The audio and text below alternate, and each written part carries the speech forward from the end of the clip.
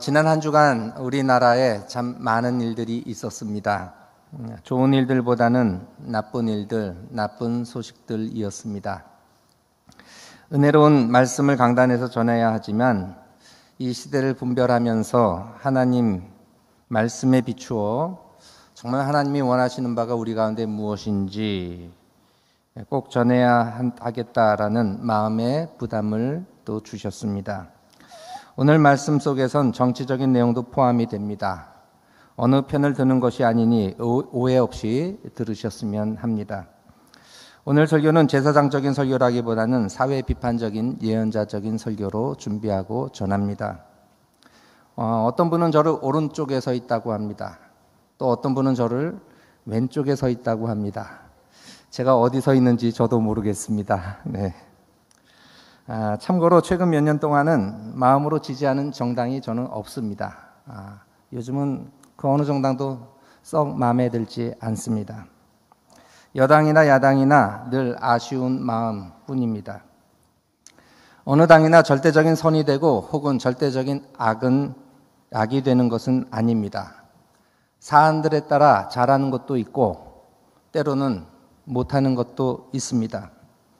물론 특정 사안이 성경적 진리에 반하는 것이고 그것을 추진하는 정당이라면 그 부분에 대해선 당연히 반대해야 합니다. 다만 거성교회 담임 목사로서 성도님들 가운데 정치적인 견해가 절대적인 신앙의 진리인 양 생각하고 다른 입장을 정죄하는 것에 대해서는 안타까운 마음을 갖습니다. 나는 언제나 신앙적으로 선이고 나와 다른 입장은 불신앙적인 거짓이라는 오해나 교만은 갖지 않으셨으면 합니다. 우리 사회가 정치적인 입장이나 이념적 갈등이 너무나도 지나치게 양극화되어 버렸습니다. 중간적인 소리를 내지 못하는 사회 분위기가 되었고 교인들 가운데에서도 심지어 정치적인 입장 자체가 그 모든 가치를 뛰어넘어 신앙의 영역까지도 삼켜버리는 그러한 시대가 되었습니다. 성경 말씀을 가지고 우리가 가능한 한 정말 하나님이 원하시는 게 무엇일까 고민해야 하지만 나는 이 편에 섰어, 나는 이 편에 섰어 라고 생각하고 이것이 모든 걸 아우르고 심지어는 신앙적인 부분까지도 오직 자신의 시각 속에서만 해석하고 바라보는 분들이 계십니다. 오늘 본문인 출애굽기 23장은 모세가 시내산에 올라가서 하나님께 직접 받은 율법의 말씀입니다. 출애굽기 20장에서 모세가 시내산에서 직접 십계명 두 돌판에 적힌 하나님의 계명을 받습니다. 21장부터 23장까지는 성경학자들이 개약법전이라고 말하는 종교적인 신앙적인 법이라기보다는 사회 윤리적인 법 규정이 소개가 되어 있습니다. 하나님께서 직접 모세에게 명하신 내용이 그대로 담겨져 있습니다. 재물과 손해배상에 대한 구체적인 법률도 등장하고 오늘 23장 설교 본문으로 읽은 내용 속에선 공평과 정의에 대한 법률을 하나님께서 말씀하고 계십니다. 오늘 우리가 마음에 새겨야 될 주님의 명령입니다. 먼저 1절입니다. 다 같이 함께 1절을 봉독합니다. 너는 거짓된 풍설을 퍼뜨리지 말며 악인과 연합하여 위증하는 증인이 되지 말며. 제가 지난 여름 타교단 목회자 카톡 단톡방에 초대가 되었습니다. 누가 저를 초대했는지도 모르겠는데 그 목사님들 한 60여 명이 들어있는 단톡방입니다.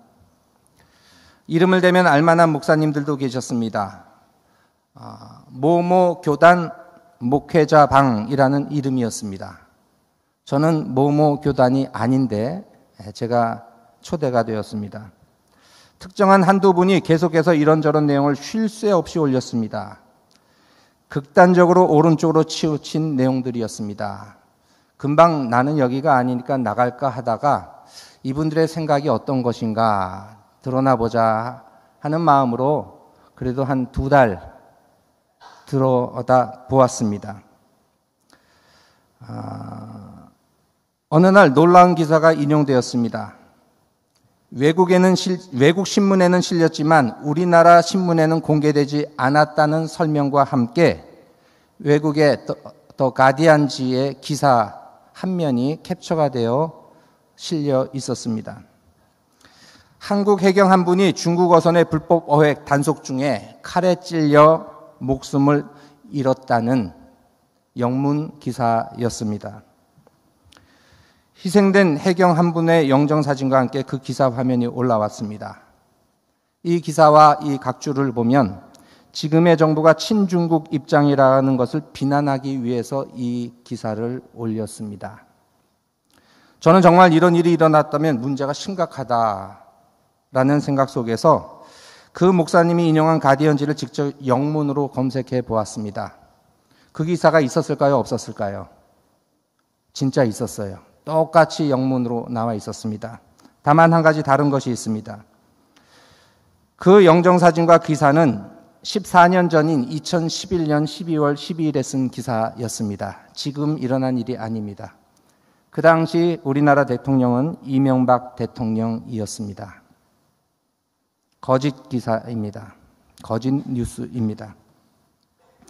지금 다시 한글로 검색하면 거짓 뉴스이기에 X표가 나오는 이미지만 뜹니다. 함부로 거짓 뉴스를 만들어내거나 거짓 뉴스를 퍼나르는 일을 삼가야 하겠습니다. 거짓 뉴스를 만들어내는 사람들의 심리는 어떠할까? 이렇게 만들면서라도 자기의 주장을 드러내고 싶을까? 자신과 다른 사람들의 입장을 공격하고 싶을까? 안타까운 마음이 들었습니다. 저는 단톡방에 날짜가 기록된 가디언지 화면을 캡처하여 올리고 그 단톡방을 나와 버렸습니다. 하나님의 명령입니다. 1절 말씀. 너는 거짓된 풍설을 퍼뜨리지 말며 악인과 연합하여 위증하는 증인이 되지 말며. 7절에서도 하나님은 말씀하십니다. 거짓 일을 멀리하며. 이 시대를 잘 분별해야겠습니다. 쏟아지는 수많은 정보들, 그 가운데 무엇이 사실이고 진리인지, 팩트인지 정확히 알고 판단해야 하겠습니다. 다음은 2절 말씀입니다. 2절 말씀 다 같이 읽겠습니다. 다수를 따라 악을 행하지 말며 송사의 다수를 따라 부당한 증언을 하지 말며. 다수를 따라 이번에는 우리나라 국회를 보면서 이 말씀을 적용해 가고자 합니다. 민주당이 다수당을 차지하고 수많은 법률들을 개정하거나 만들어내고 있습니다. 특검법도 마찬가지입니다. 기존의 사법부를 못 믿고 혹은 못마땅하게 여기고 자신들의 정치적 주장을 관철시키기 위한 입법 독재 혹은 다수당의 횡포, 일당 독재라는 비난을 듣고 있습니다. 그리고 우리 정치를 보면 내로남불의 경우가 정말 많습니다. 여야의 입장이 바뀌면서 자신들이 없애버렸던 예산을 바로 다시 살리기도 하고 있었던 예산을 아예 제로로 만드는 부끄러움 없이 그러한 일들이 국회 안에 벌어지고 있습니다. 필요한 조직 개편이 아니라 정적을 잘라내기 위한 이름뿐인 조직 개편을 법률로 제정하고 있습니다. 다수가 항상 옳은 것은 아닙니다. 민주주의 사회라고 하지만 민주주의가 항상 옳지는 않습니다. 그래서 힘 있는 다수는 상대적으로 소수인 사람들의 의견을 경청하고 존중하며 대화해야 합니다. 여야가 합의한 특검법이 하루 만에 깨졌습니다. 협치할 줄 모릅니다. 신뢰의 정치는 요원합니다. 요즘은 신문이나 인터넷 포털 기사들도 출처를 여러 번 잘 확인해야 됩니다. 하나만 보면 안 됩니다. 이곳저곳을 다 뒤져봐야 합니다. 제가 독일에 있을 때도 항상 한국의 소식을 위해서 두 주간지를 정기 구독했습니다. 하나는 오른쪽에 있는 주간조선, 하나는 왼쪽에 있는 시사인. 똑같은 사건에 대한 해석이 너무나도 상반되기 때문에 균형 잡힌 시각을 위해서 다 들어봐야 되겠구나 하는 생각을 했습니다. 언론들도 정치적인 입장에 따라 같은 사건을 다르게 해석하고 심지어는 정반대로 논평을 냅니다. 시대를 분별하기 위해선 많은 노력을 기울여야 합니다. 참 피곤하고 어려운 세상이 되어 버렸습니다. 사법부도 마찬가지입니다. 정권에 따라 동일한 사안에 대해 판사의 재판 결과 혹은 검찰의 태도가 완전히 뒤바뀌는 것을 목격합니다.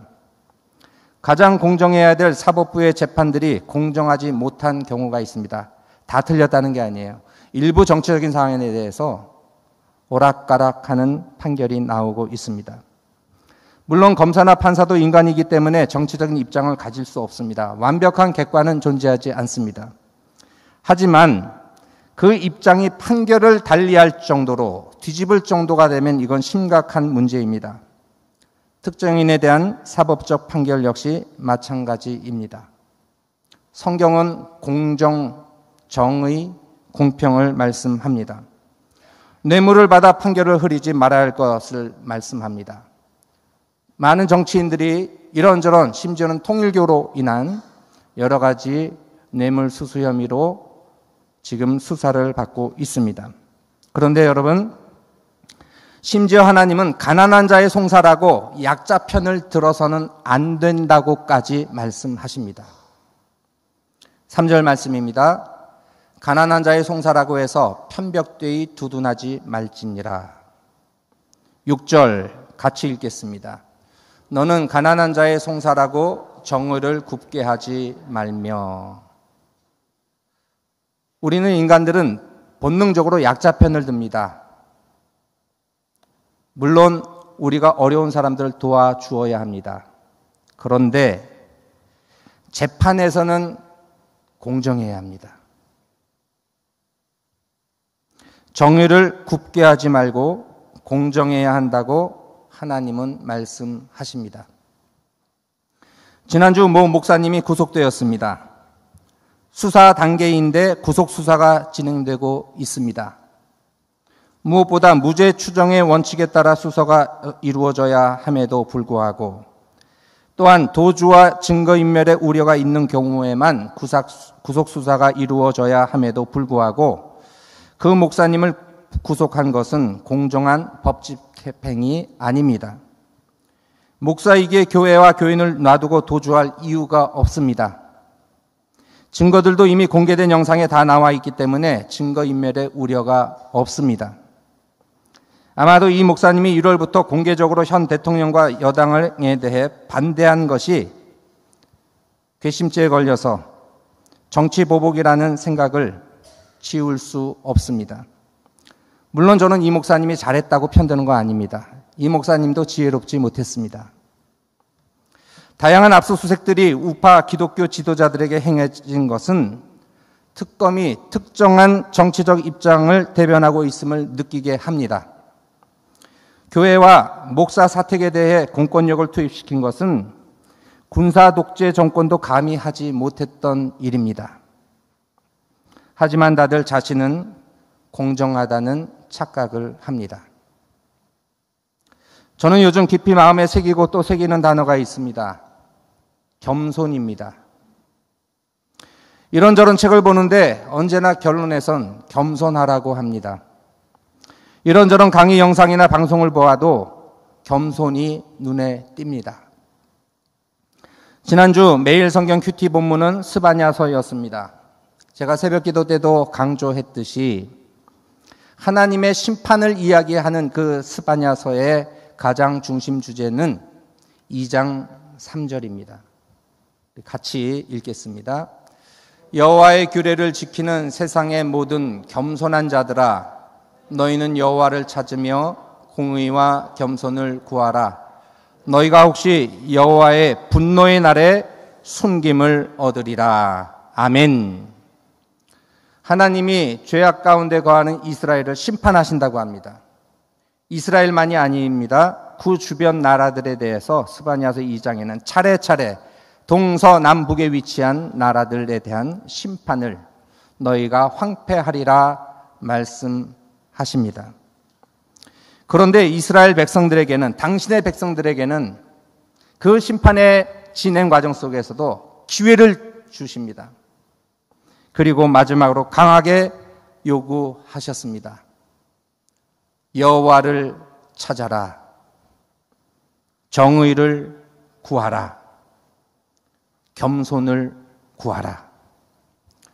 2장 3절 한글 성경에는 번역이 강하게 나타나지 않지만 구하라 구하라 구하라 히브리어로 삐크슈라고 하는 2인칭 복수 명령 찾아라 찾아라 찾아라가 세 번의 목적어와 함께 강하게 등장하고 있습니다. 여호와를 찾는 것은 무엇인가? 정의를 찾는 것이고 겸손을 찾고 회복하는 것입니다. 하나님의 심판이 멈출 수 있는, 심판에서 구원을 얻을 수 있는 유일한 방법은 우리가 하나님 앞에 겸손히 엎드리는 것뿐입니다. 가장 대표적인 예언서인 이사야서에도 하나님이 심판하시는 이스라엘과 유다와 북이스라엘과 열방을 심판하시는 그 죄목은 하나입니다. 교만입니다. 이사야서에 하나님께서 교만을 심판하신다라는 문장이 12번이 등장합니다. 그 중에 하나를 우리 한 구절 같이 읽어보겠습니다. 이사야 2장 12절 말씀입니다. 대저 만군의 여호와의 날이 모든 교만한 자와 거만한 자와 자고한 자에게 임하리니 그들이 낮아지리라. 아멘. 교만, 거만, 자고함 하나님이 가장 싫어하시며 용서치 아니하시는 죄악입니다. 반대로 여러분, 하나님은 누구에게 은혜를 베푸십니까?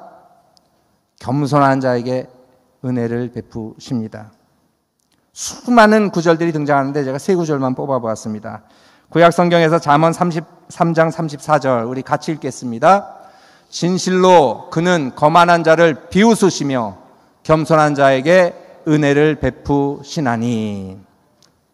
거만한 자를 비웃으시고 겸손한 자에게 은혜를 베푸십니다. 베드로전서 5장 5절 우리가 잘 아는 말씀인데요. 후반절 우리 같이 읽겠습니다. 하나님은 교만한 자를 대적하시되 겸손한 자들에게는 은혜를 주시느니라. 아멘. 마지막으로 야고보서 4장 6절 말씀입니다. 같이 읽습니다. 그러나 더욱 큰 은혜를 주시나니 그러므로 일러스되 하나님이 교만한 자를 물리치시고 겸손한 자에게 은혜를 주신다 하였느니라. 아멘. 여러분 은혜를 간구합니까? 바짝 엎드리세요. 겸손해야 돼요. 교만한 자를 대적하신다고 하십니다. 겸손해야 돼요. 지난주 우리나라 국민들이 쇠사슬에 매여 일주일간 열악한 곳에 구금되는 일이 미국에서 벌어졌습니다. 취업비자를 제공받지 못한 가운데 방문비자, 여행비자로 일을 했다는 혐의로 갑작스럽게 죄인 취급을 당하며 구금되었습니다.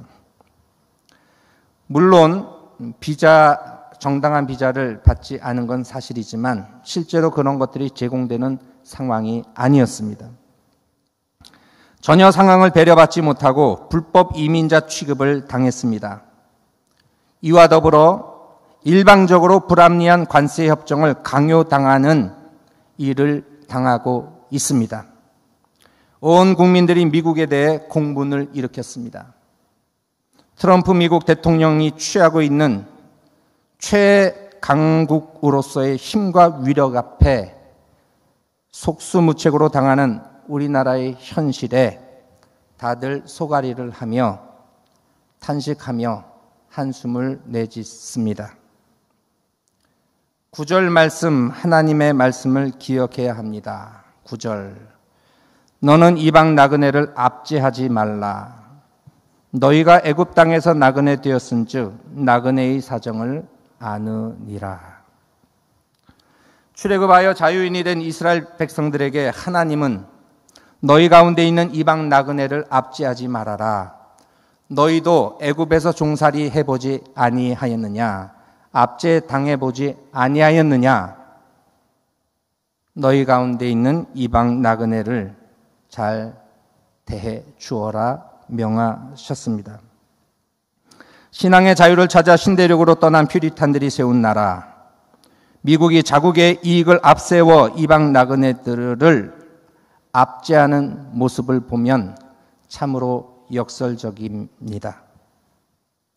물론 불법 난민이나 이민자들의 문제는 다양한 각도에서 살펴야 합니다. 실제로 미국에는 1,400만 명의 불법 이민자들이 있습니다. 수치는 2천만 명까지도 내다봅니다. 통제 밖에 있는 수많은 사람들이, 수천만 명의 사람들이 있기 때문에 이것을 잘 통제하고 관리해야 되는 건 맞습니다. 하지만 그들의 인권이 존중받지 못하고 있고 법적으로 수용되지도 못하며 붙잡혀 추방당하는 현실입니다. 제가 10년간 살았던 독일의 모습과는 너무나도 반대됩니다. 독일은 2015년 120만 명의 아프가니스탄 전쟁 난민, 내전 난민을 수용했습니다. 우크라이나에 러시아의 침공을 통한 전쟁이 터지자 우크라이나 전쟁 난민 117만 명을 수용했습니다. 기독교 정신이 살아있는 나라라면 마땅히 그래야 합니다. 트럼프와 미국을 비난하면서도 한편으론 우리의 모습은 어떠한가 살펴봅니다. 주요 현황을 소개해 드립니다.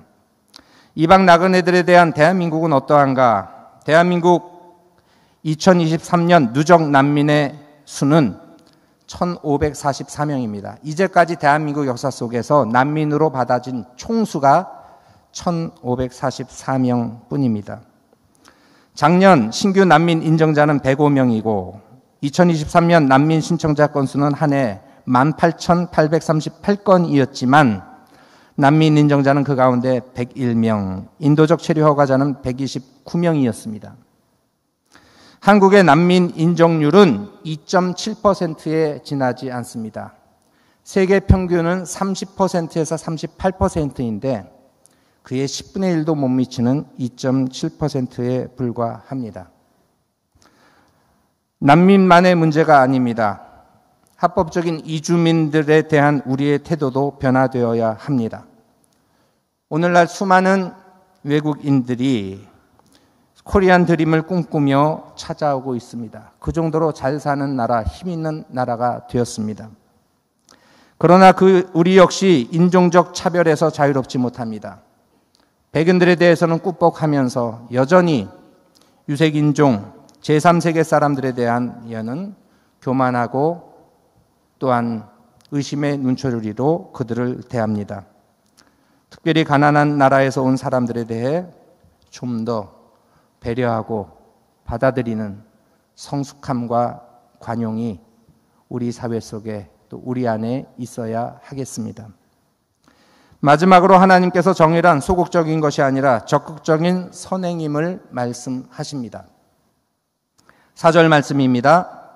내가 만일 내 원수의 길 잃은 소나 나귀를 보거든 반드시 그 사람에게로 돌릴지며. 원수의 소가, 원수의 나귀가 길을 잃었습니다. 헤매고 있습니다. 그걸 바라보는 우리들의 마음은 어떠합니까? 쌤통이다. 그래, 좀 혼줄 좀 나봐라. 고생 좀 해봐라. 하고 우리가 생각하지요. 그런데 생각마저 우리가 통제할 수는 없겠지만 그럼에도 행동은 그 길 잃은 나귀나 소를 주인에게, 원수에게 되돌려 주라 말씀하십니다. 5절 말씀입니다. 내가 만일 너를 미워하는 자의 나귀가 짐을 싣고 엎드러짐을 보거든 그것을 버려두지 말고 그것을 도와 그 짐을 부릴지니라. 이번엔 나를 미워하는 사람, 까닭없이 나를 늘 딴지 걸며 불평하고 비난하는 사람, 그 사람의 나귀가 짐을 싣고 가다가 엎드러졌어요. 잘 됐다. 혼나도 싸다. 이렇게 생각하지 말라고 합니다. 오히려 가서 그 짐을 풀어주고 나귀가 일어설 수 있도록 도와주라고, 그것이 정의라고 하나님은 말씀하십니다. 정의는 비단 사람과 사건에 대해 치우침이 없는 수동적인 중립적인 태도일 뿐만 아니라 대상이 그 누구라도 원수고 나를 미워하는, 비방하는 사람일지라도 어려움에 처해 있다면 그들을 돕고 해결해 주는 적극적인 행동입니다. 말씀을 정리합니다. 거짓된 풍설을 퍼뜨리지 말고 거짓을 멀리 하십시오. 다수라도 교만하면 안 됩니다. 힘이 있을수록, 다수일수록 더욱더 겸손해야 합니다. 공정과 정의를 이루어가야 합니다. 적극적인 선을, 적극적인 정의를 이루어가야 합니다. 우리 주위에 있는 이방 나그네를 압제하지 말고 관용하며 받아들이고 배려해야 합니다. 우리나라가 그러한 나라가 되기를, 우리 사회가 그러한 성숙한 사회가 되기를 주님의 이름으로 간절히 기원합니다. 기도하겠습니다. 하나님 아버지, 참 많은 일들이 벌어지고 있습니다. 듣기 좋은 소식이면 좋겠지만 참 억울하고 속상한 일들, 화가 나고 분개하는 일들이 우리 사회에는 참 너무나도 많습니다. 국제관계 속에서도 참으로 공정하지 못한 일방적인 독선과 아집이 통하는 시대가 되었습니다. 주님, 우리가 무엇을 해야 합니까? 공정을, 정의를 굽게 하지 말라. 온전히 여호와를 찾고 정의를 찾고 겸손을 구하는 우리의 삶이 되게 하옵소서. 정말 하나님이 원하시는 것이 무엇인지 우리 각자가 자신의 삶 속에서 깊이 생각하며 실천하게 하시고, 힘 있는 자들, 정치인들, 힘 있는 나라들이 더욱더 겸손히 약한 자들을 돌아보고 이방인들을 돌아보는 성숙함과 넉넉함이 있게 하옵소서. 그래야 이 땅에 하나님의 정의와 하나님의 공평이 가득 임하게 하옵소서. 예수님의 이름으로 기도드립니다. 아멘.